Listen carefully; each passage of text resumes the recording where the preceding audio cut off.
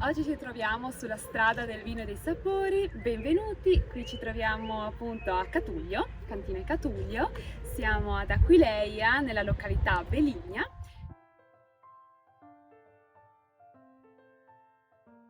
Buongiorno a tutti, io mi chiamo Emanuele Calligaris e rappresento la terza generazione della cantina Catullio.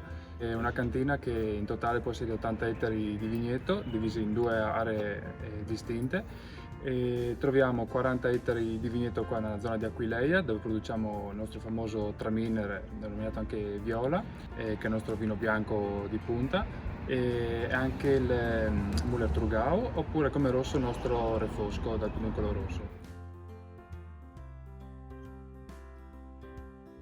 Questa struttura risale a fine 800, inizio 900 ed era un essiccatoio del tabacco.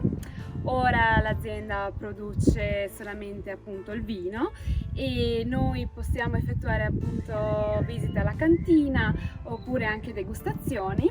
Potete venirci a trovare tutto l'anno e verrete accolti sicuramente con un sorriso.